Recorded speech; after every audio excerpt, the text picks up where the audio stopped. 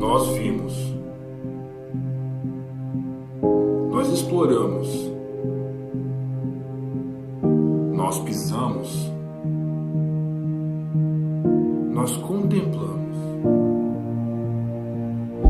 mas ainda existe uma imensidão a ser descoberta. Dentro de nós, um infinito escondido. Quão indescritível é a sua dimensão. E então descobrimos que nada conhecemos. Nunca a entenderemos por completo. Pelo menos não neste mundo.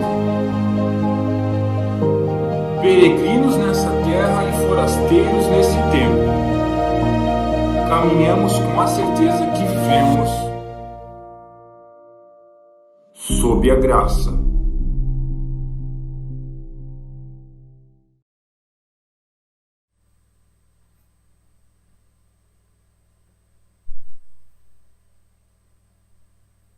Boa noite, esconderijo. Graça e paz. Aqui chegamos mais uma vez, pela graça e pela misericórdia de Deus mesmo, não é maneira de se expressar, né? E gostaria de ler um texto da palavra com você, que está lá em Efésios, no capítulo 2. Efésios 2 e 5. E eu estou muito feliz essa noite por estar aqui. Essa é a primeira vez que a gente vem em família para o esconderijo com mais um membro do lado de fora da barriga da minha esposa, que é o João, né? Então, coincidentemente, a primeira vez que o João vem num culto, junto com vocês, né? Porque a gente faz culto em casa, o pai vai falar sobre a graça, né? E João é isso, Deus é gracioso. Veja que coincidências de Deus, né? Ele faz umas coisas muito engraçadas, né? Efésios capítulo 2, versículo 5, diz assim: estando nós ainda mortos em nossos delitos, Ele nos vivificou juntamente com Cristo, pela graça sois salvos, e nos ressuscitou juntamente com Ele, e nos fez assentar nos lugares celestiais em Cristo Jesus, para mostrar nos séculos vindouros as abundantes, ou a suprema riqueza da sua graça, pela sua bondade para conosco em Cristo Jesus. Pois é pela graça que sois salvos por meio da fé, e isso não vem de vós, é dom de Deus, não das obras, para que ninguém se glorie, pois somos feitura sua, criados em Cristo Jesus para as boas obras, as quais Deus preparou para que andássemos nelas. Amém? Vamos orar. Pai, nós estamos diante da Tua palavra, que é a expressão da Tua mente. Não deixa que a minha pequena mente ofusque nada do que é Teu, mas tem misericórdia de mim e de nós, Pai, para que nós possamos ser ministrados pelo Teu Espírito Santo, com clareza, com força e com glória, e que daqui a alguns minutos, Pai, quando chegar ao final esse período, nós possamos ter sido mudados por Ti, impactados por Ti, expostos por Ti. É o que nós Te pedimos nessa noite, no nome de Jesus. Amém. Amém. Eu gostaria de falar hoje sobre... Junão, que bom te ver, cara. Poxa, eu estava tão preocupado contigo. Que bom te ver aqui com a gente. Vamos falar hoje sobre graça. Graça ontem, hoje e para sempre. E a conclusão dela vai ser graça da vida eterna. Seria a graça para sempre. Então a gente vai abordar rapidamente, o mais rápido que eu conseguir. A graça ontem, que foi a graça da nossa salvação.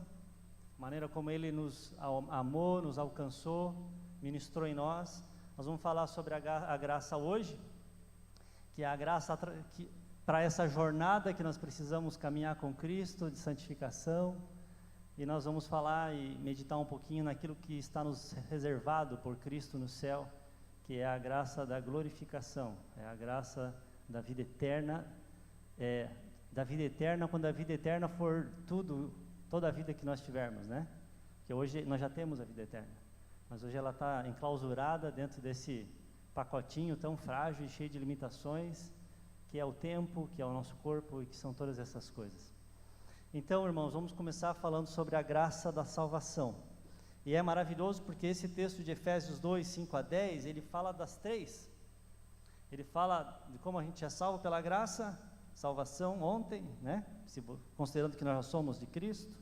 Ele vai falar que, ao mesmo tempo, que isso não é obra dele, não nossa, mas isso faz com que nós sejamos feitos para as boas obras. Então isso fala do hoje. E depois ele vai falar da suprema riqueza da graça, que fala dos séculos vindouros. Então eu queria que tu prestasse atenção. Graça ontem primeiro, em 3 tempos, vamos para o primeiro. Graça ontem, graça da salvação. O apóstolo que mais escreveu sobre graça foi o apóstolo Paulo.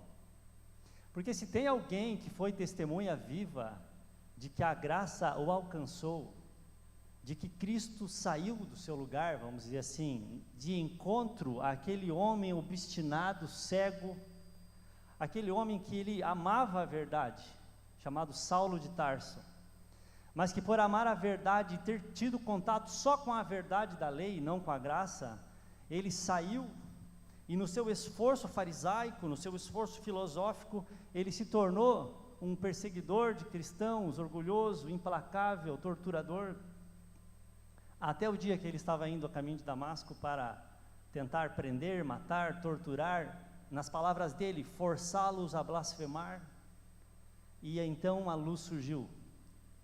A luz não foi produzida porque Paulo estava querendo ela, Paulo estava querendo apagar aquela luz, mas a luz brilhou para ele, e derrubou ele por terra, e disse: Saulo, Saulo, por que me persegues? Então, se alguém pode escrever que a salvação é pela graça, esse cara é Saulo de Tarso, é esse Paulo de Tarso, Paulo de Tarso. Ele aprendeu que a igreja e Cristo são uma coisa só, porque ele não estava perseguindo Jesus, ele estava perseguindo os cristãos. Ele diz: eu fui perseguidor da igreja, mas naquele dia ele entendeu que a igreja e Cristo são indivisíveis. A igreja e Cristo é uma coisa só. Quando você faz mal para a igreja, você faz mal para Cristo. E aí ele cai por terra, lembra? Então, não basta a verdade. A verdade sem a graça, ela se torna destruidora. Quantas vezes nos relacionamentos nós temos a verdade? E qual é o resultado? Não temos graça e os relacionamentos são destruídos. Ou nos tornamos destruidores. Mas precisamos da graça, da verdade e da graça. Agora, a verdade e a graça, quando nós olhamos para a lei, nós não vemos a graça, ou vemos a graça de maneira muito mais indireta, muito mais simbólica. O que prevalece, o que salta aos nossos olhos é a verdade. E Paulo vai lá e se torna um homem obcecado por isso. Mas em Jesus Cristo nós encontramos a graça e a verdade. Não existe em nenhum outro graça e verdade. A graça e a verdade vieram por meio de Jesus Cristo.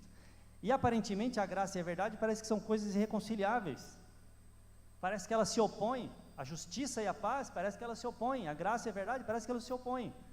Mas em Cristo tudo existe. Por isso que o Salmo 85, versículo 10 vai dizer: encontraram-se a graça e a verdade, e a justiça e a paz se beijaram.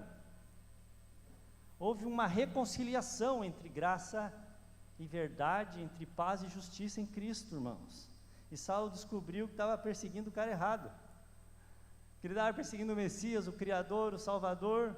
E quem era ele para isso? Então em João 1 diz: o verbo se fez carne e habitou entre nós, cheio de graça e de verdade.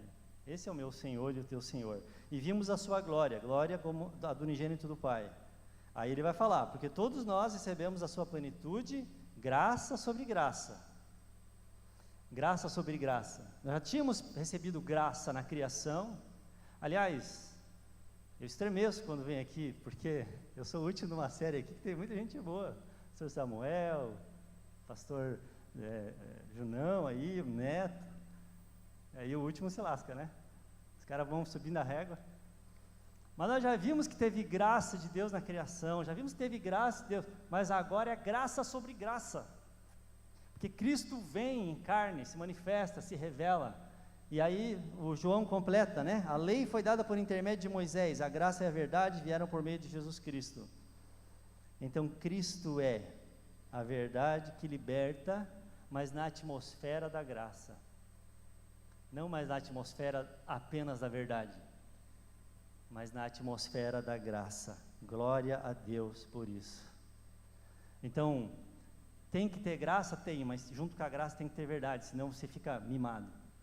Tem que ter verdade? Tem que ter, mas tem que ter graça. Então, quando um bom pai, um pai que ama o filho, vai corrigir o filho, ele precisa corrigir o filho.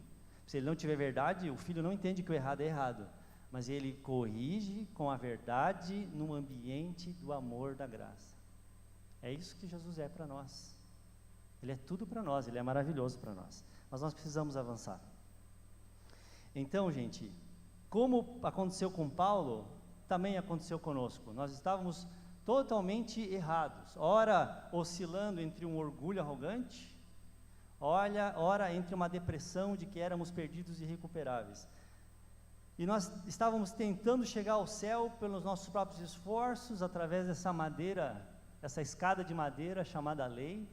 Mas o problema é que essa escada de madeira, na qual a gente estava tentando chegar até o céu, ela estava terrivelmente comida pelo cupim do pecado. E uma escada terrivelmente comida pelo cupim, ela se torna não um meio de acesso, ela se torna uma armadilha que vai te derrubar, vez após vez. Então a graça, a lei é boa? É, mas ela estava corroída pelo pecado, e ela se torna algo perigoso, e algo que revela o pior de nós, e nos faz cair vez após vez. Mas aí o Senhor vem, e pela graça, Ele nos salva, Ele nos levanta, Ele se revela para nós do meio, assim, através de um meio particular, do meio poderoso, do meio misterioso. A graça vem e nos alcança. E a gente vai para Cristo, porque de alguma maneira Ele se tornou desejado por nós. Como diz lá em Isaías 65, fui buscado por aqueles que não me procuravam, por aqueles que não perguntavam de mim. Eu disse, eis-me aqui. É o aceno de Deus para quem não tinha interesse pelas coisas de Deus. E de repente nós nos vemos aos pés de Cristo. E quando nós vamos até Cristo, nós vamos com as nossas pernas, mas de alguma maneira misteriosa, quando a gente dobra os joelhos e beija os pés dele, a gente percebe que só chegou ali pela graça. E isso daqui, gente, não dá para explicar. Aliás, quando eu tenho a missão, né, de pregar sobre a graça, é um sentimento paradoxal, porque no mesmo tempo que eu me sinto extremamente capaz de pregar, porque é a minha experiência. Quando aos 17 anos eu estava indo para cometer suicídio num surto psicótico, e o Senhor me empurra. Eu ia me jogar de cabeça da janela do quarto andar, e o Senhor me empurra desse lado aqui, duas mãos me tocam, me jogam, e ali o Senhor me liberta, não deixa eu me jogar de cabeça. Por que Ele não deixou eu me jogar de cabeça? Por que milhares de suicídios acontecem todo dia, mas eu não entrei nessa estatística? Porque eu era melhor? Não, foi pela graça. Então eu me sinto plenamente capaz de pregar sobre a graça, que eu fui salvo pela graça, mas ao mesmo tempo eu me sinto totalmente incapaz de pregar pela graça, sobre a graça, porque a graça é um mistério. A graça é aquelas coisas que Deus deixou da maneira proposital que Ele explicou e expressou a graça nas Escrituras. A gente não consegue entender e esgotar elas. É isso aqui, ó, pode fechar dentro dessa caixinha aqui, ó. É assim que funciona. Eu fiz todo o esquema, ligando pontinho com pontinho, está redondinho o meu gráfico, pode fechar. Não, a gente não consegue fechar isso. E aí os teólogos ficam aí se arrebentando, e eu já fui muito arminiano, eu já fui muito calvinista, e hoje eu não sei mais o que eu sou. E eu levo cacetado dos dois lados, porque eles dizem que eu fico no limbo, mas cara, eu não tenho como assumir outra posição. Por quê? Porque é uma graça que salva, é Deus sendo proativo, mas ao mesmo tempo, aquele que a recusa será justamente responsabilizado diante de Deus. Você consegue entender isso? Eu não consigo, mas é o que a Bíblia ensina. Lembra do rei Acabe? Quando Deus profetizou que ele ia morrer e os cães iam lamber o sangue dele porque ele era um homem perverso, e a Bíblia diz que ele vai para a guerra disfarçado e chega no meio da guerra e um arqueiro, ao acaso, puxa a flecha e joga assim no vazio, assim, no bolo, e acerta ele bem na junta da armadura. Tá, mas espera aí, mas era Deus cumprindo a profecia ou era o arqueiro ao acaso? São as duas coisas. E como essas duas coisas se combinam em harmonia, de maneira que o homem é responsável, de maneira que Deus é totalmente soberano e governa a história, isso eu não sei explicar, eu não vou me meter, vamos passar para frente. Mas o que eu sei é que Cristo é a graça de Deus. E é em Cristo que eu e você precisamos nos agarrar e pedir que o Espírito Santo torne Cristo cada dia mais atraente para a gente. É isso, gente, é isso. Quando o Salmo 45 fala, tu és o mais formoso dos filhos dos homens, falando de Cristo, e nos teus lábios se extravasou a graça, é Cristo. Nenhum homem falou como ele. Todo mundo dava testemunho de Jesus e se maravilhavam das palavras de graça que lhe saíam dos lábios. Volta-te, Senhor, livra a minha alma, salva-me por tua graça. É quando você não tem como se salvar e você grita, e ele vem ao teu encontro e te dá graça e te salva. Esse é Jesus. Esse é Jesus. Então, ele cura a nossa surdez espiritual e a gente ouve ele chamando pela gente. E quando ele chama, sabe o que a gente ouve? A gente ouve o que está escrito em Mateus 11:28. Vinde a mim, todos vós que estáis cansados, sobrecarregados, e eu vos aliviarei. Então, para Paulo, naquele dia, no caminho de Damasco, esse chamado foi irresistível, foi totalmente eficaz. E para nós também. Estamos aqui porque fomos chamados pela graça. Essa é a nossa vocação. E é interessante porque esse versículo, tão evangelístico, do vinde a mim, em Mateus 11:28, ele é precedido, se você voltar no contexto dele, ele é precedido de uma maneira muito misteriosa e profunda. Porque a Bíblia diz lá em Mateus 11:25, versículos antes, por aquele tempo exclamou Jesus, graças te dou, ó Pai, Senhor dos céus e da terra, porque ocultaste essas coisas aos sábios e instruídos, e as revelaste aos pequeninos. Sim, ó Pai, porque assim foi do teu agrado. Aí Jesus dá uma declaração soberana, ele diz, tudo me foi entregue por meu Pai, e ninguém conhece o Filho, senão o Pai, e ninguém conhece o Pai, senão o Filho, e aquele a quem o Filho o quiser revelar. Ponto. Isso pertence a mim. Jonas 2:9, ao Senhor pertence a salvação. É porque Ele o quis revelar. Aí ele continua dizendo, vinde a mim. Então a gente precisa evangelizar muito. Sabe por quê? Porque aquilo que nos impede de evangelizar é que a gente toma a decisão da recusa pela pessoa para quem a gente vai falar de Jesus. A gente avalia o grau de possibilidade daquela pessoa se converter e fala, aquele ali não adianta eu falar, porque aquele ali não vai se converter de certeza. E outra, ele vai me zoar. Aí você se recusa de fazer o chamado. Aí você decide o destino do cara por ele. Não crendo que isso pertence a Deus, e porque pertence a Deus, e que Deus muda um Paulo perseguidor num Paulo cristão, a gente deixa quieto. Então, nós precisamos evangelizar, nós precisamos falar a todo mundo, a toda criatura, exatamente porque não há pessoa na terra que não possa ser salva, se Cristo assim desejar. Não existe morto, pode estar um vale de ossos secos, ele sopra o Espírito dele e aquilo ganha vida. Foi assim comigo, foi assim com você, por que não pode ser assim com os outros que estão à nossa volta? Então isso é graça, irmãos, é um convite para todas as pessoas, sabe? O que é graça? Graça é como se fosse um rei poderoso, santo, rico, riquíssimo, glorioso, e aí ele pega e chama todos os mendigos da cidade ao seu palácio, e ele tira a coroa da cabeça dele e coloca para eles, na cabeça deles, e no lugar da coroa dele, ele pega a touca fedida de piolho daqueles mendigos e coloca na cabeça dele mesmo, sua cabeça majestosa, e ele tira suas roupas e troca de papel com aqueles mendigos, e ele veste as roupas poderosas, majestosas dele nos mendigos, ele coloca as roupas dos mendigos nele, e ele faz os mendigos assentarem na mesa do banquete, e dá ordem aos servos para que tratem ele como reis e rainhas, e ele sai para as ruas, para sofrer frio, para sofrer fome, para ser chutado, desprezado. Isso é graça. Graça é Deus sendo rico se fazendo pobre. É isso que a palavra fala em 2 Coríntios 8:9, pois conheceis a graça do nosso Senhor Jesus Cristo, sendo rico se fez pobre por amor de vós, porque para que pela sua pobreza vós vos tornasseis ricos. Isso é graça. O Salmo 103 fala disso também. Ele diz: bendize a minha alma o Senhor, e tudo quanto é em mim, bendiga o seu santo nome. E aí ele começa a listar as coisas, e se você ir para o Novo Testamento, você vai ver que as coisas que ele vai listando são coisas que espiritualmente Deus fez a nosso favor. Quando ele diz assim: é Ele quem sara as tuas enfermidades, foi Ele quem perdoa as tuas iniquidades, quem sara as tuas enfermidades. E Ele fez como isso daí? Através da cruz. Ele foi te sarando através das suas feridas. Ele foi te dando vida morrendo.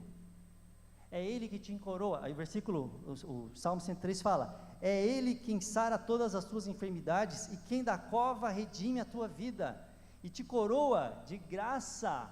Ele te coroa de graça e de misericórdia. Como é que Ele te coroa de graça e misericórdia? Coroando Ele mesmo de espinhos. Isso é graça, cara. Isso é uma graça que a gente enche a boca para falar, porque é uma graça maravilhosa, gloriosa, santa, bendita, e o meu coração queima por ela. E ele vai falando: é Ele quem sara, é Ele quem perdoa as tuas iniquidades, quem sara as tuas enfermidades, é Ele, para louvor da sua graça, entendeu? A linguagem de Efésios: para a remissão dos pecados segundo a riqueza da sua graça. É Ele que redime a tua alma da cova, porque tu estava morto em pecados e delitos, e Ele te puxa lá de dentro, te dá vida como deu para Lázaro, podre. Isso é a graça, gente. A gente não consegue entender, mas a gente precisa falar dela, porque o nosso coração se incendeia, porque nós somos alvos dessa graça. Louvado seja o Senhor. Então a graça, ela é rica na mesma proporção em que Deus é mais glorificado. Sempre é esse movimento. Então quanto mais Deus é glorificado, mais há graça ali. O que isso significa?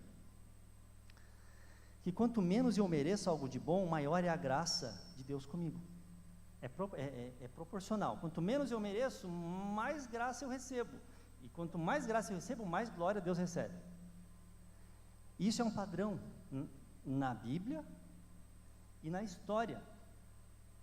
Então, aquele que não tinha nenhuma condição de chegar e chegou, isso daí é graça. Somos nós. É por isso que, por exemplo, a mulher,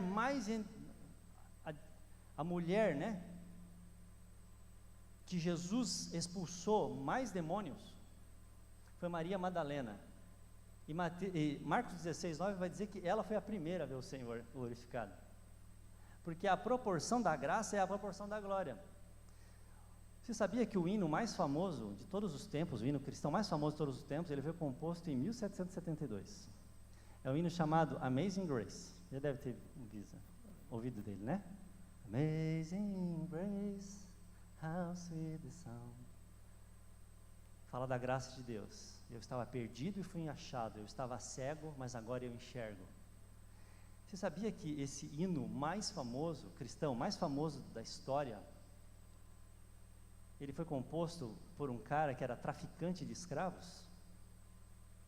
Por um cara que tinha sido expulso de vários navios porque ele era um cara insuportável, chamado John Newton. E ele se tornou traficante de navio negreiro. E a história diz que essa melodia era os escravos que eram proibidos pelos traficantes de navio negreiro de cantar enquanto estavam sendo transportados para a América. Então eles ficavam sussurrando. Eles não conseguiam saber quem estava cantando. E John Newton se converte, cara.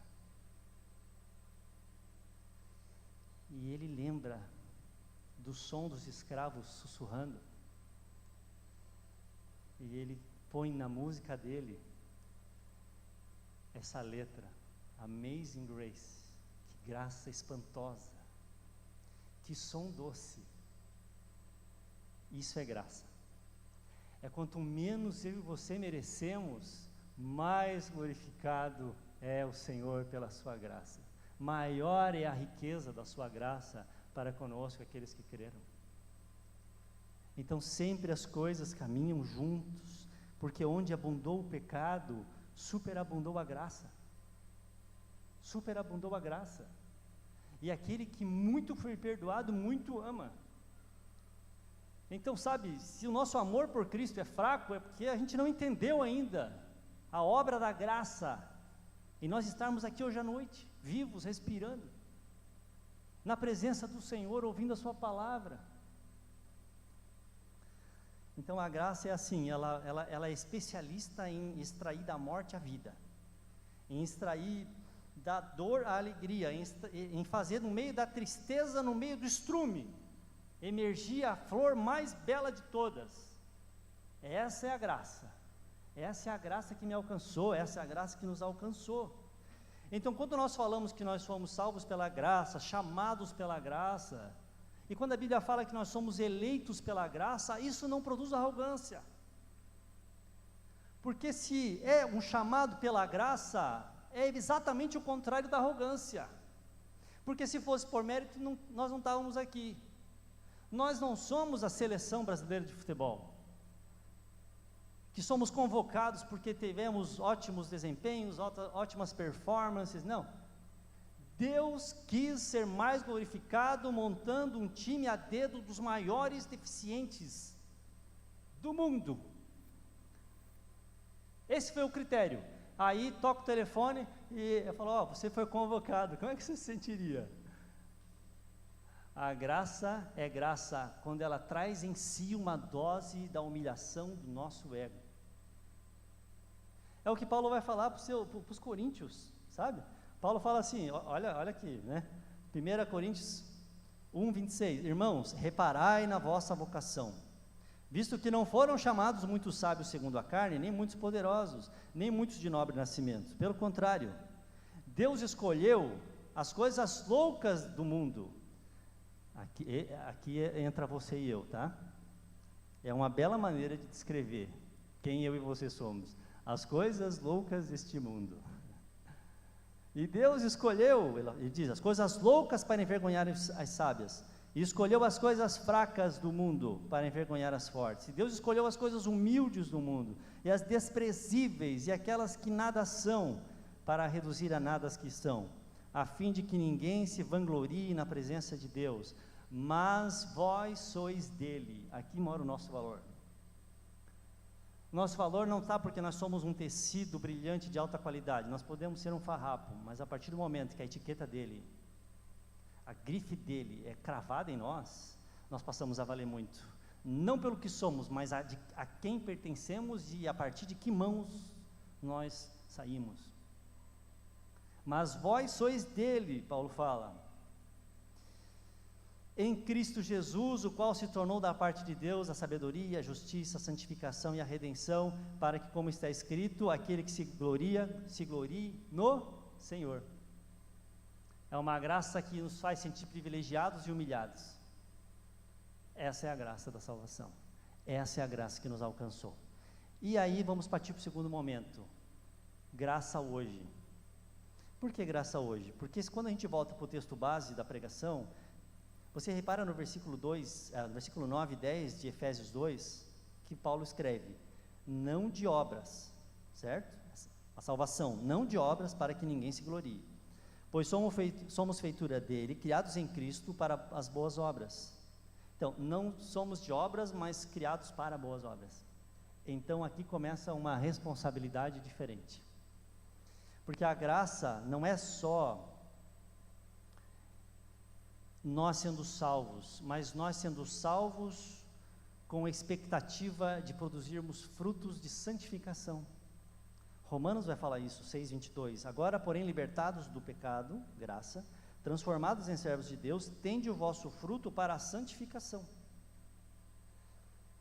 E nós precisamos de graça para essa segunda etapa, muita graça mesmo.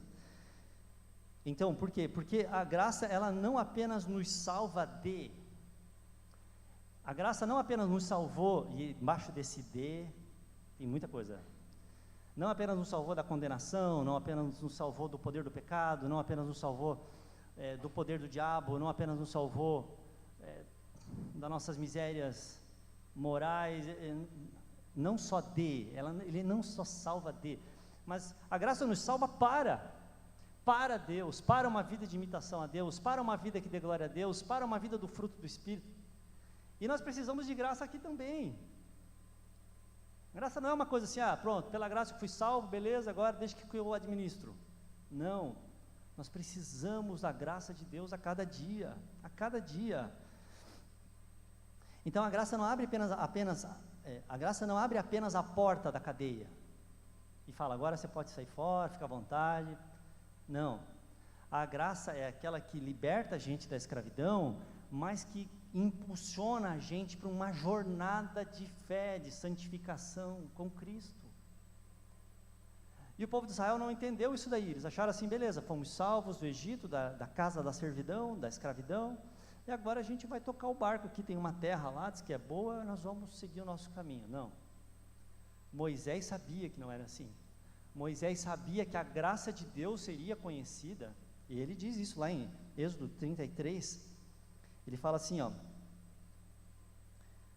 é uma conversa muito maravilhosa, depois você lê, Êxodo 33, ele fala, se achei graça aos teus olhos, rogo-te que me faças saber neste momento o teu caminho, para que eu te conheça e ache graça aos teus olhos. Eu acho muito maravilhoso isso. Se achei graça, me faz conhecer o teu caminho, para que eu ache graça aos teus olhos. Está vendo como é uma coisa que vem dele para nós, e as nossas atitudes respondem, e a gente acha mais graça, e Deus nos abençoa, começa a ser uma coisa sinérgica aqui. E ele diz o seguinte, se a tua presença não vai comigo, não nos faça sair deste lugar, pois como se há de saber que achamos graça aos teus olhos, eu e o teu povo? Não é porventura em andares conosco, de maneira que somos separados, eu e o teu povo, de todos os povos da terra? Então, como você pode saber se alguém foi alvo da graça? Porque ele disse que foi salvo pela graça? Não. Segundo Moisés, você sabe que uma pessoa foi alvo da graça pela presença de Deus no caminhar diário, por onde quer que a cruz nos leve, por onde quer que Ele nos leve, pela separação espiritual do mundo, que é a santidade. Se nós não temos essas características, se você diz que foi salvo pela graça, mas você não caminha com Deus, a salvação, a santificação não é algo que te preocupa, a comunhão com Ele, o caminhar com Ele, nas pegadas sangrentas dEle, se isso não é a tua preocupação, infelizmente eu preciso dizer que você é apenas um apreciador estético do conceito moral da graça bíblica e teológica, que você pode ir para a internet discutir muita coisa, pode argumentar, pode citar versículos, mas não está na graça, não está na graça. Você continua deformado pelo engano do pecado, continua em estado de decomposição espiritual. Então nós precisamos o quê? Libertos pela graça, caminhar agora nessa graça, avançar nessa graça, com atitudes, com coisas condizentes com isso. Nós precisamos atravessar o deserto, precisamos conquistar a promessa, precisamos de graça para isso também, precisamos dela todos os dias. E o povo de Israel, eles viram muita graça de Deus naquele deserto, não teve nenhum dia que a graça de Deus falhou a nuvem, dando sombra para eles durante o dia, não teve nenhum dia que a graça de Deus falhou a coluna de fogo para esquentar eles durante as madrugadas geladas do deserto, não teve nenhum dia, houve dias em que eles estavam murmurando com a boca ainda cheia do maná, mas a graça foi constante, mas eles não foram. E quando a graça não é respondida de maneira responsável, amorosa e com gratidão, os seus corpos caem no deserto, diz a palavra. E toda aquela geração praticamente caiu fulminada no deserto. Então, uma vez salvo, salvo para sempre, sim, mas mostra isso com santificação, mostra isso com humildade, mostra isso dobrando o joelho diariamente, mostra isso, e ela com certeza não vai falhar para você, mas brinca com ela para você ver. Eu queria, tem versículos que se eu pudesse rasgar, Junão, ia ser tão mais fácil, cara. Hebreus capítulo 5, Hebreus capítulo 12, quando fala de Esaú, que Esaú se separou da graça, e tantos outros alertas que nós vamos ver, nas escrituras, porque a graça não é só contemplativa, a graça precisa ser ativa na nossa vida, ela é contemplativa na salvação. A gente estava cego, como disse John Newton, estava cego e agora vejo. Deus arrancou as escamas dos nossos olhos, 2 Coríntios 4, e nós vimos a glória de Cristo, nós agarramos a Ele. Glória a Deus por isso. Mas agora precisamos avançar, precisamos desenvolver a nossa salvação. É o que a Bíblia fala no Salmo 145, no Salmo, 60, não, já me perdi já. Isso, uma vez falou Deus, Salmo 62, 2 vezes eu ouvi que o poder pertence a Deus e a ti, Senhor, pertence a glória, pois a cada um retribui segundo as suas obras. Então é um Deus de graça, é poder, e a Ele pertence a salvação, mas Ele retribui cada um segundo as suas obras. E aquele povo caiu no deserto, porque de alguma maneira eles acharam que tinha mais graça a vida deles antes de Deus, tinha mais graça a vida de escravidão deles, do que a graça de caminhar em santidade com o Senhor, através do deserto desse mundo. Isso é muito atual. Constantemente a gente corre o risco de cair na tentação, de achar que, poxa, mas parece que a graça está lá fora, parece que o favorável está para coisa ruim, e parece que está tão bom lá fora, parece que está todo mundo tão feliz, né? Parece que só eu que estou carente, parece que só eu que estou com raiva, parece que só eu que estou ruim, parece que só eu que estou mal financeiramente, parece que quanto mais tu crê em Cristo, parece que mais difícil vai ficando. O Junão falou muito bem disso. Só que isso é um engano muito perigoso, sabe por quê? Porque não importa o quão bom pareça ser lá fora, lá é a casa da escravidão. É como se o dono de uma grande quantidade de escravos, ele falasse: eu vou iludir esses escravos para que eles trabalhem com mais empenho, com mais empolgação. Então ele forma um restaurante, e ele convida você, escravo, para vir comer no restaurante dele. Você senta, ele fala: seja bem-vindo, ele puxa a cadeira, ele te dá um menu, tem muitas opções maravilhosas, suculentas, ele diz: você pode escolher. Ele coloca o cardápio na tua mão, ele traz a bandeja que você quer. Aí no final você fala: nossa, é muita graça. E o pecado fala: tá vendo como eu sou gracioso com você? E depois você fala: mas como é que eu pago? Não, mas é o seguinte, eu preciso de um favor seu só. E o favor que eu preciso de você é que você trabalhe para mim. E você fala: não, mas poxa, eu acho que eu estou em dívida com você, você foi tão gracioso comigo, eu acho que eu vou trabalhar um pouquinho para você. E você vai ser escravizado, porque daí no trabalho escravo, na jornada cruel, você consome toda a caloria que ele te deu por bondade, e você chega mais faminto no restaurante, e ele diz: fica à vontade, eu sou gracioso com você. Parece que faz sentido isso para você? Você acredita que o povo de Israel disse assim: nós estamos com saudade do cardápio do Egito, porque lá nós comíamos de graça? Está lá, gente, em Números 11:4, disse o seguinte: eles tiveram grande desejo das comidas dos egípcios, pelo que os filhos de Israel tornaram a chorar e disseram: quem nos dará carne a comer? Lembramo-nos dos peixes que no Egito nós comíamos de graça. Percebe a ilusão? Então o pecado, ele é a ilusão da graça, ele é a ilusão do favor, é a ilusão que se preocupa com você, e você termina escravo. Mas Cristo não, porque nós vamos ler em Apocalipse 22, que os seus servos naquele dia reinarão. Então o pecado promete entronizar você, e acaba te escravizando e te ridicularizando, mas Cristo é o oposto, porque Cristo te chama para ser servo da justiça, e o resultado disso é que nós reinaremos com Ele, pela graça, sempre e somente pela graça, sempre e somente pela graça. Então voltando ali, que nós estávamos falando, é possível que alguém tenha atitudes boas sem ser salvo? É possível? É possível. Mas é impossível que alguém seja salvo sem atitudes boas. É impossível isso, gente. É impossível isso daí. Então, Deus vai dando graça, que deve gerar atitudes de resposta em nós, e essas atitudes, quando respondidas, vão fazendo com que Deus acrescente mais graça, e aquilo começa a vir de lá para cá, e daqui a pouco vai daqui para lá, e vira uma mistura maravilhosa, vira um pêndulo. Já viu um brinquedo cinético? Solta uma bolinha de um lado, a bolinha bate, ela produz uma reação, essa reação produz outra reação que volta na primeira. Então Deus desenhou na sua mente graciosa para que seja assim, nós precisamos responder Ele. Então então Deus me dá graça e eu me desvio do pecado, mas quando eu me desvio do pecado, Deus me dá mais graça, e é uma coisa que deve ser multiplicada, e aí nós vemos tantas passagens assim que falam isso daí, de uma maneira tão maravilhosa. Por exemplo, crescei na graça, sejam firmes de coração, permaneçam no Senhor, no sentido de se agarre. Hebreus 12, cuidado para que ninguém se separe da graça.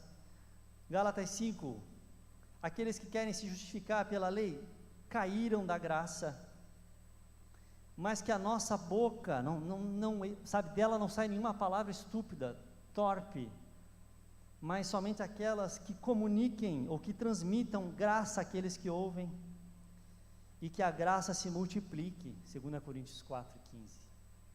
Então é isso, gente, nós precisamos de graça para caminhar, nós precisamos de graça para ser semelhantes a Cristo, e essa graça hoje, nessa jornada de santidade, a primeira esfera dela é a santificação, mas ela vai inflando, e ela começa a inundar o compartimento vizinho, e o compartimento vizinho da graça santificadora se chama ministério. Ministério é quando a graça que você recebeu não cabe mais em você, e você precisa comunicar a graça recebida para outra pessoa através da graça. Graça é você sair de você, e é isso que Deus também aguarda da gente. Assim como os dons naturais são fruto da graça, e é por isso que o Neymar amanhã vai jogar Champions, e eu estou à procura do meu gol número 9 nos retiros, e faz já uns 15 anos, já 20 anos que eu vou no retiro, não consegui nem chegar no gol 10, João. Isso é graça. Ele se esforçou, tá, mas eu dou graça. Agora, os dons ministeriais também são segundo a graça. Efésios vai falar isso daí. Então, Efésios 4:11, a graça foi concedida a cada um de nós segundo a proporção do dom de Cristo. Aí ele continua, uns ele concedeu para apóstolos, pastores, evangelistas, mestres, né? Pastores. Então isso é graça, amém? Amém, mas e daí? Cadê a atitude? Cadê a atitude nossa em sair da gente, sabe? Então a gente precisa ir servindo pela graça. A gente foi salvo pela graça, a gente está numa jornada de santidade pela graça, a gente precisa servir pela graça. É o que Paulo fala, cada vez que Paulo vai falar do ministério, ele vai falar da graça, da graça, da graça, da graça. Essa graça que não pode ser estática, nem estética apenas. Ele fala o seguinte, 1 Coríntios 15, porque eu sou o menor dos apóstolos, que não sou digno de ser chamado apóstolo, pois persegui a igreja de Deus, mas pela graça de Deus, olha aí a graça, sou o que sou, e a sua graça que me foi concedida não se tornou vã, antes trabalhei muito mais do que todos eles, todavia não eu, mas a graça de Deus comigo. Está vendo? Às vezes falta graça para a gente. Eu vou reformular a frase. Às vezes a gente fica esperando ter graça para começar a servir, mas a gente não entende que a graça vem quando a gente está servindo, e que se você medir assim, acho que está ali, eu dou conta, aí você já entrou nesse barco sem graça. Mas quando você fala, cara, isso é demais para mim, mas você olha e fala, mas aquela pessoa precisa, e você sai de você, a graça é dada, e você faz muito mais do que você imagina, muito mais do que você poderia em você mesmo. Isso é graça, e é por isso que eu aceitei o convite de pregar essa noite, pela fé de que Deus me daria a graça para falar da graça. Então não se acanhe, ninguém está aqui porque é capaz, ninguém está aqui porque está fazendo porque pode, porque é melhor. A gente faz porque a gente ama, a gente faz porque a gente entende que recebeu graça e que essa graça precisa alcançar mais gente através do nosso serviço. E a gente crê que para isso Deus vai dar graça. É isso o ministério. A gente precisa ir para frente, precisa ir para frente. Então, irmãos, Paulo vai dizer assim, 1 Timóteo, sou grato para com aquele que me fortaleceu, Cristo Jesus, nosso Senhor, que me considerou fiel, me designando para o ministério. A mim, que em outro tempo era blasfemo, perseguidor, insolente, mas obtive misericórdia, fiz na ignorância, na incredulidade. Transbordou, porém, a graça do nosso Senhor, com fé e o amor que há em Cristo Jesus. Fiel é a palavra e digna de toda aceitação, que Cristo Jesus veio ao mundo para salvar os pecadores, dos quais eu sou o principal. Eu gosto dessa passagem, porque Paulo já é o velho Paulo, é o experiente Paulo, é o combatente espiritualmente cheio de medalhas no peito. E ele vai falar do seu ministério para alguém que está começando, para Timóteo, o jovem Timóteo. E ele diz, sabe o que para Timóteo? A graça de Deus transbordou para comigo. Esse é ministério. E ele fala, eu já não sou quem eu era, no sentido de atitudes, porque antes eu era blasfemo, antes eu era perseguidor, antes eu era ignorante. Mas a graça, ele diz, né? Ele termina dizendo, a palavra digna de toda aceitação, Cristo Jesus veio ao mundo para salvar os pecadores, dos quais eu fui o principal, ele diz? Do qual eu sou o principal. Porque as atitudes mudaram pela graça, mas eu continuo sendo, em essência da minha natureza, pecador. Gente, ministério nos ilude a respeito de quem nós somos. Ilude as outras pessoas, dando a impressão que nós somos melhores, ou de que nós somos em nós mesmos as fontes, temos em nós mesmos a fonte daquilo que é bom, ou então ilude nós mesmos. A gente começa a achar, poxa, eu sou bom, poxa, olha só, poxa, eu sou um crente de destaque. Ministério é tão perigoso. Mas Paulo não perde o foco. Ele diz, eu sou o principal pecador.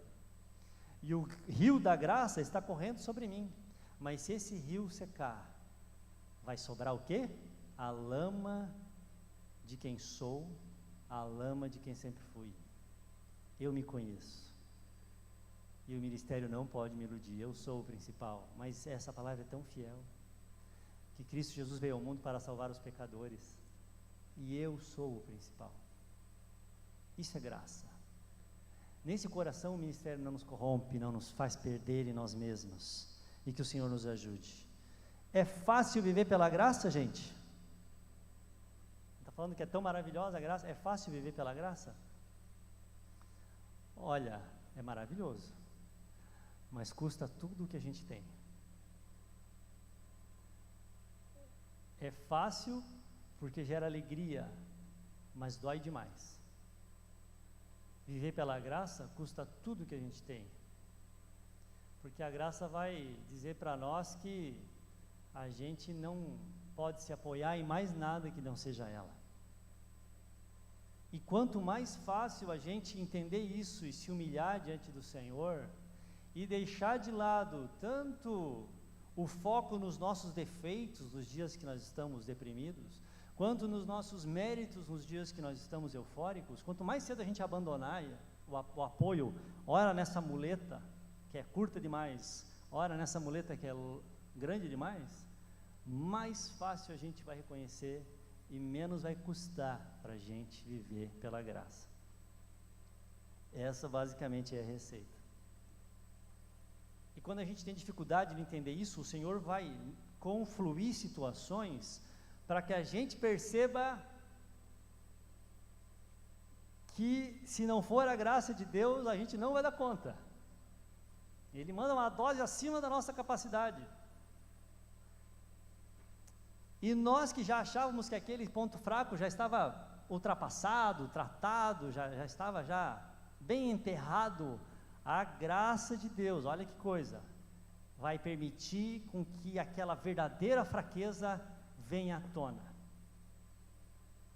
Que alguém pise exatamente no teu calinho, para que você volte, sabe, sinta o impulso da carne, sinta a tua incapacidade, e você tenha que dobrar o joelho de novo diante da graça. É por isso que Deus põe um espinho na carne de Paulo, uma fraqueza, nós não sabemos qual era, mas não é esse o foco. E aí Paulo fala, Senhor, tira esse ponto fraco, porque daí o resto eu resolvo. E o que o Senhor fala para ele? 2 Coríntios 12. O Senhor disse, a minha graça te basta, porque o meu poder se aperfeiçoa na fraqueza. Então, irmãos, um crente muito triunfante, ele não está na graça. Um crente que bate no peito e diz, pode vir diabo. Esse daí, cara, você já sabe onde ele está. Ele está firmado nele. Mas a graça vai trabalhar na nossa vida para que a gente dependa da graça, conheça a suficiência da graça. Você já viu que as coisas vêm teleguiadas para você? Aquelas coisas assim ruins? É aquele colega de trabalho, é aquela situação, às vezes aquele relacionamento assim, que te machuca, mas de um jeito que você sabe que Deus está ali, que Deus está permitindo.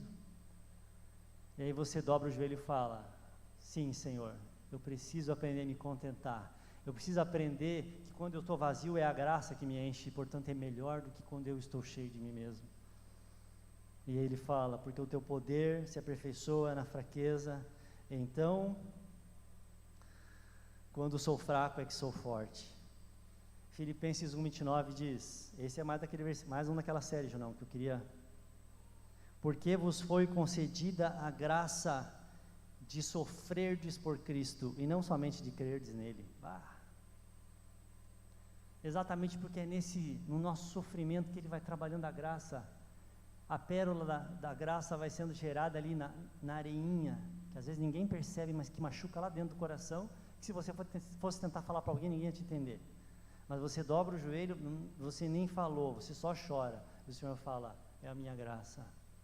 Não vai faltar graça para você no meio dos sofrimentos, e naqueles dias difíceis, quando nós achamos que está tudo terrível, naqueles dias terríveis, quando nós achamos que nunca mais vai melhorar, a Bíblia diz que nós podemos olhar para Cristo, e nós podemos olhar para Ele sendo crucificado por nós, em nossa lembrança, e sabemos que Ele foi entregue no nosso lugar pela graça, e quando Ele foi entregue no nosso lugar pela graça, Ele abriu o véu, e agora sabemos que está sentado nesse trono de glória no céu, um homem que experimentou enquanto homem a graça, que desde criança, como é dito em Lucas, ele foi crescendo em sabedoria e graça,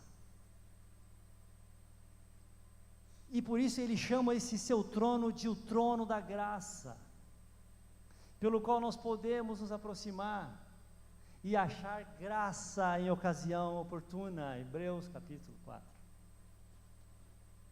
Que maravilhoso isso, irmãos. Nós não temos um Deus que exige performance, mas que nunca andou no meio do nosso sofrimento. O nosso Deus não é um Deus que sempre esteve além do tempo, fora da atmosfera do sofrimento e do pecado. Não. Ele é um Deus de graça, porque Ele sabe a importância da graça. Ele já foi um homem dependente da graça, buscando ser cheio do Espírito, passando noites em oração. Esse é aquele que venceu e que está assentado no trono da graça. Então, diz o autor aos Hebreus, acheguemo-nos confiadamente junto ao trono da graça, a fim de recebermos misericórdia e acharmos graça para socorro em ocasião oportuna. Amém?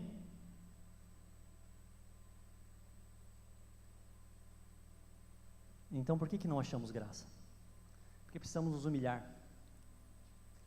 E às vezes achamos que o tempo de humilhação era lá, quando eu cheguei todo estourado, quando eu era um cara errado, quando eu era uma moça YX, quando eu tinha um passado assim, quando eu tinha aquela ferida assim, assado. E esse é o risco, às vezes, de alguns cursos que temos no meio cristão, porque alguém, não eles, mas alguém pode se iludir achando, não, beleza, eu já tenho esse certificado, eu já me formei naquele curso, eu já fiz eu já me tratei nessa área, às vezes até ministro, né? A gente olha e fala, eu não preciso, mas isso aqui é para quem está chegando. Essa palavra aqui de se humilhar, de chorar, de mostrar as feridas. Isso aqui é para quem chega arrebentado. Eu já estou bem tratado, sou um cara que estou bem evoluído. E aí a gente perde a graça, porque a gente deixa de se humilhar. A graça hoje, a graça da santificação, a graça da jornada que estamos abordando aqui, é a graça que é concedida aos que se humilham todos os dias. Por isso Tiago vai falar, antes Deus dá maior graça, pelo que diz, Deus resiste aos soberbos, mas dá graça aos humildes. Pedro fala na sua primeira carta, rogo-vos jovens, sede submissos com os mais velhos, no trato uns com os outros, e se vistam de toda a humildade, porque Deus resiste aos soberbos, mas dá graça aos humildes. E ele continua dizendo, o Deus de toda graça, que em Cristo vos chamou à sua eterna glória, depois de teres sofrido por um pouco, Ele mesmo vos há de aperfeiçoar, firmar, fortificar, fundamentar. Então, irmãos, a salvação é pela graça, a santificação também é. E o ministério também não acontece sem a graça. Só que existe uma distinção quando a gente fala que nós participamos. Porque existe uma distinção entre participação e mérito. O mérito sempre vai ser dele, mas nós fomos chamados para participar. E quanto mais a gente participar, mais alegria a gente tem, mais a gente vai colocando o ombro debaixo da canga e vai entendendo a força dele que divide a canga conosco. Você sabia que a canga coloca no pescoço de 2 bois, né, uma junta de bois, e geralmente eles colocam um boi experiente e forte com um boi novo, afoito e fraco. E aí o boi mais experiente, mais forte, ele vai ditando o ritmo da caminhada. E o fraco, ele é desesperado. Tem hora que ele quer passar na frente, tem hora que ele quer passar atrás, tem hora que ele acha que não vai dar conta. E quanto mais afoito ele é, mais ele se machuca. E quanto mais ele se machuca, mais ele vai machucando o parceiro. Só que o parceiro está grosso já. Dói, mas ele conhece aquela dor. Ele é experimentado no sofrimento. E ele vai levando até que o jovem vai se acalmando e vai entrando na passada do mais velho. Isso é graça.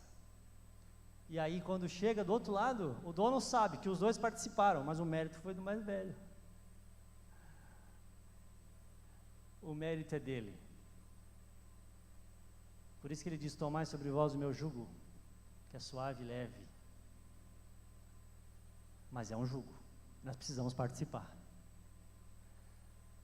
Disse uma vez que o Michael Jordan, a lenda no basquete, ele fez 52 pontos no jogo de basquete, e faltando uns 30 segundos para terminar o jogo, o técnico chamou um calouro, que nunca tinha, né, estava treinando com o time, tinha acabado de vir das categorias de base, né, das universidades, e aí ele falou, o jogo está ganho, o Michael Jordan já ganhou o jogo, entra aí, moleque, só para você fazer a sua estreia.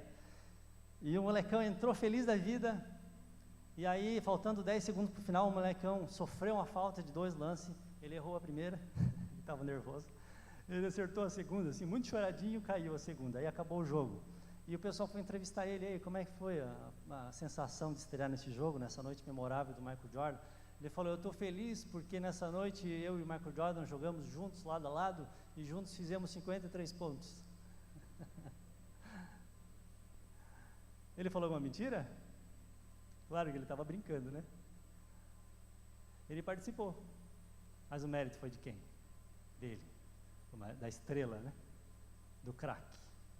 Então a palavra nos diz o quê? Participa, cara. Participa, jovem.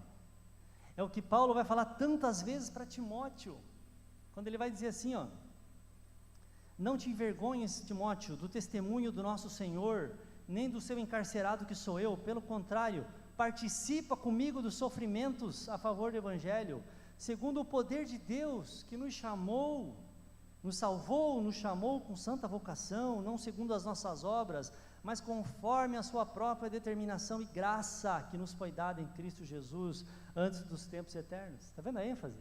Cara, participa do sofrimento, entra na quadra chamada sofrimento, onde Jesus é o craque, na certeza que por mais que sofra, por mais que aquele seja o terreno do sofrimento, você é mais do que vencedor, não pelos seus próprios méritos, mas por aquele que te amou. E participa, porque quanto mais você participar, mais alegria, mais entrosamento você vai ter. Você vai olhar e vai dizer: é isso, nós vencemos.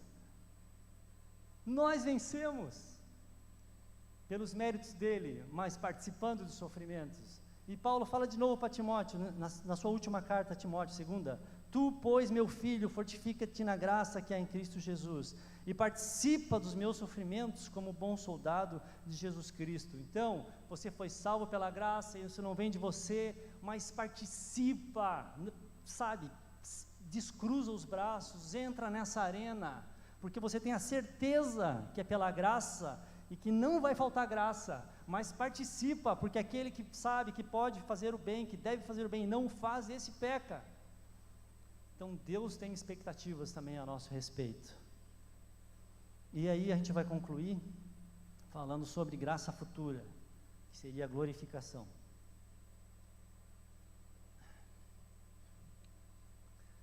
No versículo que nós lemos, em Efésios 2, voltando para eles, o versículo 7 diz, 6 e 7, e juntamente com ele, que é com Cristo, nos ressuscitou e nos fez assentar nos lugares celestiais em Cristo Jesus, para mostrar nos séculos vindouros a suprema riqueza da sua graça, em bondade para conosco em Cristo Jesus. Notou que ele falou aqui, irmãos, da suprema riqueza da sua graça? Na Bíblia nós temos 3 menções, 3 versículos que citam a riqueza da graça. O primeiro deles está em Efésios 1:7, quando ele fala da redenção. Diz assim: no qual temos a redenção pelo seu sangue, a remissão dos pecados, segundo a riqueza da sua graça. Então, o primeiro versículo que nós lemos sobre a riqueza da graça está falando sobre qual experiência? A experiência da salvação. Fala do que aqui? Redenção, sangue derramado, remissão dos pecados. É isso? Essa é a experiência da salvação. Mas a segunda passagem que fala da riqueza da graça é o Salmo 69, que nós vamos ler, é o Salmo 69:13, que já é outro contexto, quando ele diz assim: quanto a mim, porém, Senhor, faço a Ti em tempo favorável a minha oração. Responde-me, ó Deus, pela riqueza da Tua graça, pela Tua fidelidade em socorrer. Então essa aqui já é outra experiência. É de alguém que está no meio de uma luta. É de alguém que está pedindo socorro. Isso envolve oração, isso envolve o que? Fidelidade, socorro de Deus em tempo oportuno. Essa é a experiência da riqueza da graça na nossa jornada, na nossa luta de cada dia, na arena contra o pecado. Mas existe a terceira citação, que foi essa que lemos, quando fala que nos séculos vindouros a suprema riqueza da sua graça, né, será mostrada em nós, em bondade para conosco em Cristo. E está falando de qual contexto? Da glorificação. Quando já tivermos vencido a jornada aqui e tivermos entrado lá com o Senhor.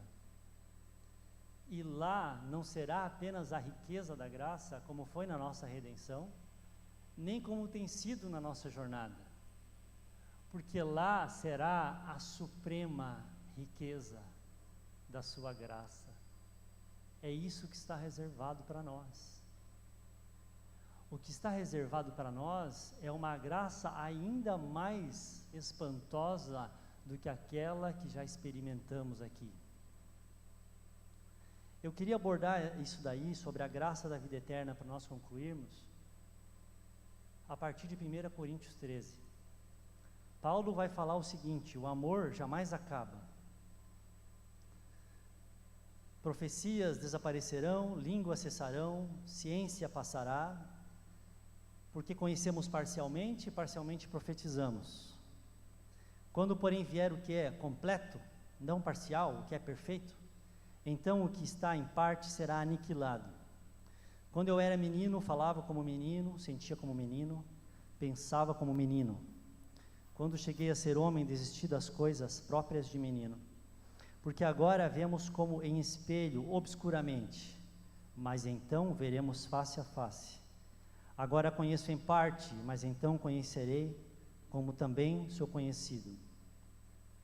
Permanecem agora a fé, a esperança e o amor, mas esses três, porém o maior deles é o amor. Paulo está destacando aqui o amor, a supremacia do amor, a grandeza do amor sobre todos os dons. E ele fecha esse capítulo, vai falar sobre a ótica da eternidade, que todos os dons e todas as coisas boas, naturais ou espirituais, elas são provisórias. Tudo que existe é provisório. Tudo que existe que você enxerga com os seus olhos é provisório. Tudo é efêmero. Então, aquilo que está além do próprio tempo é muito mais forte e muito mais importante e faz muito mais sentido do que aquilo que está prestes a desaparecer. É para esse cenário que Paulo enfoca o assunto do amor.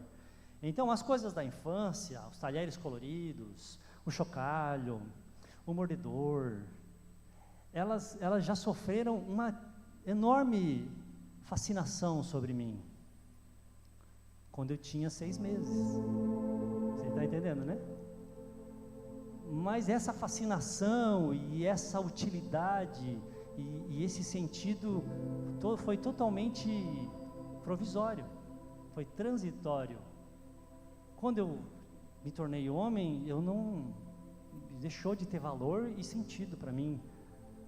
O mordedor quando eu precisava coçar minha gengiva porque não tinha dente, você está entendendo, né? Para o meu filho ainda vai fazer muita diferença, para mim não faz mais nenhuma. Porque essas coisas são ótimas, são incríveis, mas elas são provisórias. Elas são provisórias. Então, o amor é o que há de principal, porque é a única coisa que continuará sendo importante e fazendo sentido eternamente. É isso que Paulo quer dizer, porque o resto é provisório. Tudo é provisório, irmãos. Tudo que existe é provisório. As coisas mais perversas vão desaparecer.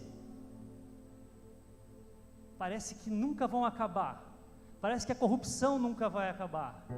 Parece que o sofrimento nunca vai acabar. Parece que as traições nunca vão acabar. Mas elas são males provisórios.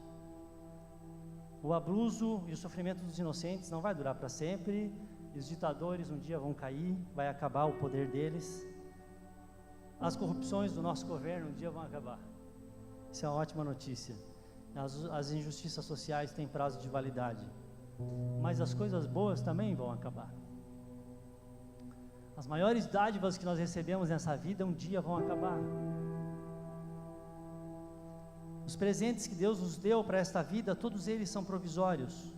O fôlego de vida é obra da graça, mas ele é provisório. Este planeta, os países, os prazeres, a fama dos famosos, a fortuna dos bilionários, nas quais eles se sentem melhores do que os outros, tudo isso vai acabar. Os recordes todos vão ser fulminados, vão cair no esquecimento.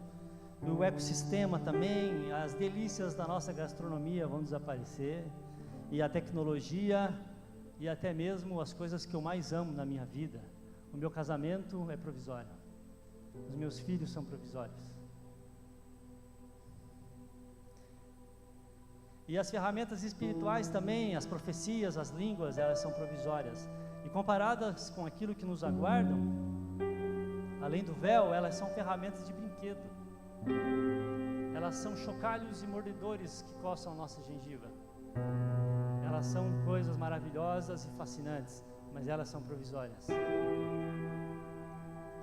Mas quando chegar aquele dia, nós vamos ver o Senhor face a face.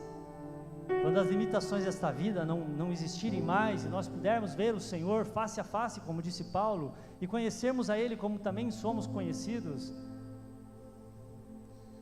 sem cairmos tostados ou fulminados, nós veremos que nada mais vai importar. Que até mesmo a fé e a esperança terão sido provisórias, porque a fé que nos levou até ali não será mais necessária ali. Hebreus 11 fala, fé é a certeza do que se espera, não vai mais ter espera. Fé é a convicção das coisas que não se veem, mas nós o veremos, nós não precisaremos mais de fé.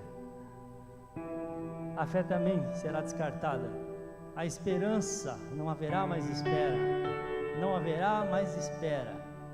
Porque o próprio tempo e os seus calendários terão virado pó aos pés do Eterno.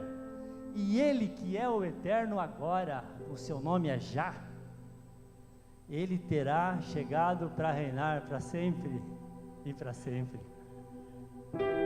E então, nesse sábado sem fim, a única coisa que não será provisória será o amor. E o amor, irmãos, é uma pessoa que nós veremos face a face. E Ele fará os nossos olhos transbordarem de delícias, enquanto cada lágrima desaparecerá de nós, para sempre, dos nossos semblantes que serão jovens para sempre. Ele será tudo em todos. E será também a própria atmosfera aonde viveremos. Por quê? Porque o amor jamais acaba. E o que é esse amor? É a graça dele para conosco.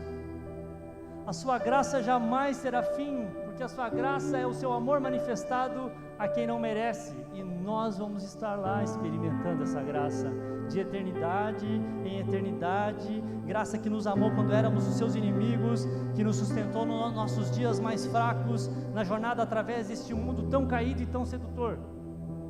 Esta é a graça além do tempo, a graça da vida eterna que entra pela eternidade adentro de forma irreversível e triunfante, ali sim triunfante totalmente.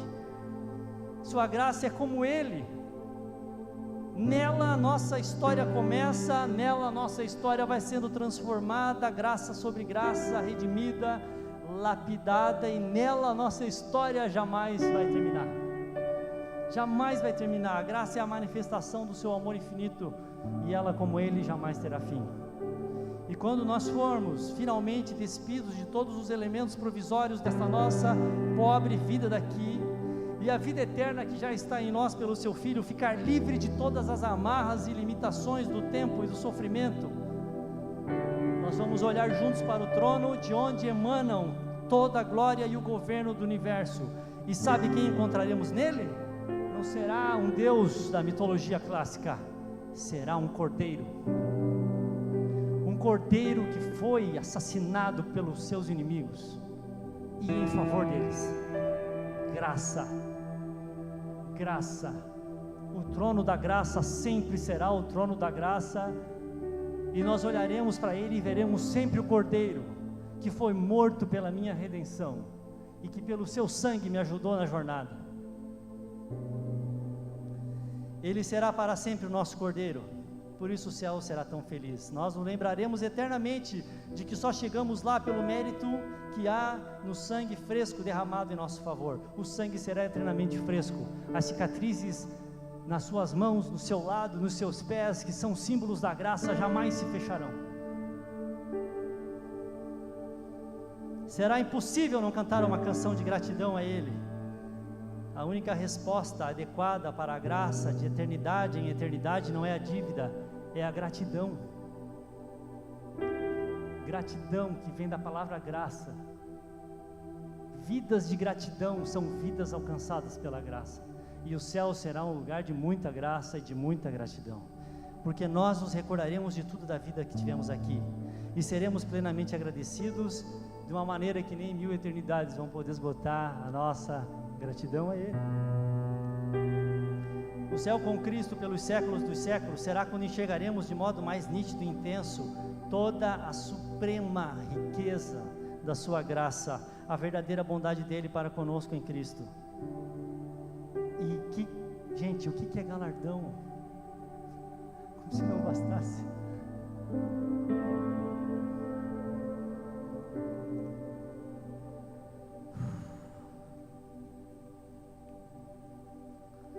Bondade de Deus em retribuir com glória desproporcional tudo aquilo que tivermos entregado a Ele nessa vida.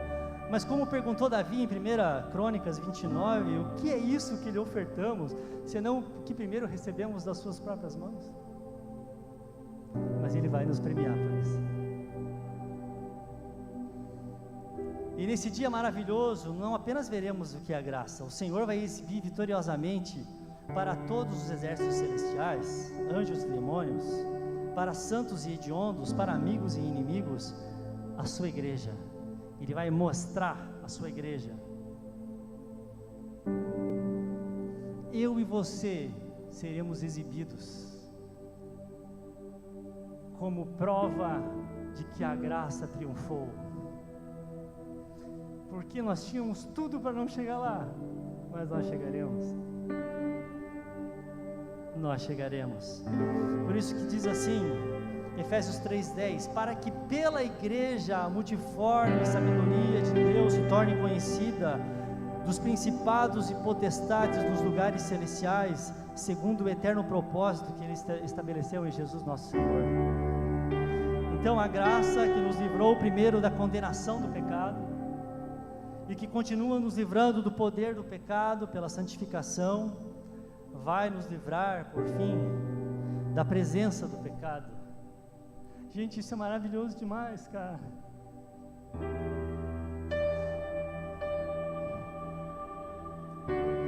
Isso significa que lá não haverá mais planos fracassados, nem qualquer tipo de frustração.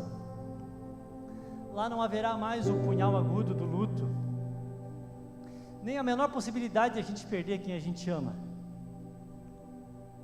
Lá não vai ter desemprego, não vai ter fome, não vai ter pandemias.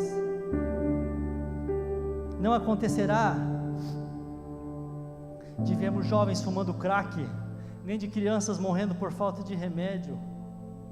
Lá não haverá mentiras ou traições. Todo egoísmo terá desaparecido. Cessarão completamente as guerras, os bombardeios, as torturas, bem como os racismos e as lutas de classe. Lá o cordeiro pastará junto com o leão. Não veremos mais mães com seus bebês de colo, embarcando em balsas superlotadas que afundarão antes de chegar na costa da Europa. Não vai ter mais isso, gente. Não haverá mais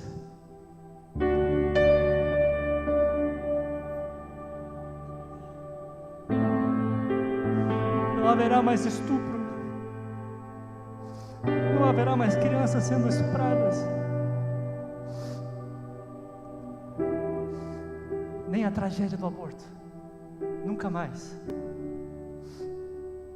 porque lá é o país da graça suprema.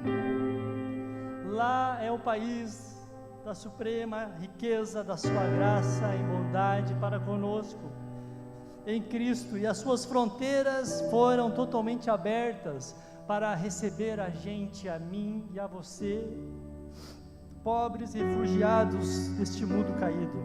E o rei deste país maravilhoso receberá de braços abertos a todos nós, pobres, imigrantes, pecadores, que se humilharam e chegarão lá embarcados na sua maravilhosa graça. Nunca mais haverá ali maldição. Nela estará o trono de Deus e do Cordeiro, e os seus servos o servirão e contemplarão a sua face, e na testa estará o nome dele. Então já não haverá noite, não precisam de luz, de candeia, nem da luz do sol, porque o Senhor Deus brilhará sobre eles, e eles reinarão pelos séculos dos séculos. Sim, os mendigos reinarão. Os mendigos reinarão com Ele, que se fez mendigo para nos fazer ricos. E quando eu falo dessas coisas, o meu coração é incendiado, porque Ele sabe que essa é a pátria dele, a verdadeira, não a provisória, a definitiva. Vamos ficar de pé, irmãos, por favor. E eu peço a Deus que, em nome do Deus de toda a graça, que Ele nos ajude a viver a nossa vida aqui, irmãos, e a participar dos sofrimentos que forem necessários com mais alegria e com menos melancolia. Vamos sair por aí espalhando a quem a gente puder a respeito desta graça que excede tudo, a graça e a verdade que vieram até nós por meio de Jesus Cristo. E o Espírito e a noiva dizem: vem. E aquele que ouve, diga: vem. E aquele que tem sede, você tem sede de graça? Você tem sede de graça? É disso, quando eu falo dessas coisas, te dá sede. Então, quem tem sede venha, e quem quiser receba de graça da água da vida. E eu termino, irmãos, esse período citando o último versículo da Bíblia, que diz: aquele que dá testemunho dessas coisas diz: certamente venho sem demora. Jesus falando. Você pode dizer amém? Amém, amém. Vem, Senhor Jesus. A graça do Senhor Jesus seja com todos. Vamos orar. Pai, nessa noite nós nos colocamos diante da Tua palavra, e embora nós não sejamos aptos para entender essa graça, nós somos alvos dela em realidade espiritual, e nós pedimos nessa noite, Pai, confiados nos méritos de Cristo, que o Senhor nos ajude, Senhor, nessa jornada tão cheia de perigos, tão cheia de ilusões, tão cheia de desgastes, que facilmente nos transformam em pessoas ingratas, e que roubam a alegria daquilo que nos está reservado. E nós pedimos em nome de Jesus que o Senhor derrame mais graça sobre nós, para que nós cheguemos até a graça da vida eterna, e possamos desfrutar de tudo isso que está reservado, e levar muita gente com a gente. É o que nós te pedimos, Pai, no nome de Jesus, te agradecendo, amém.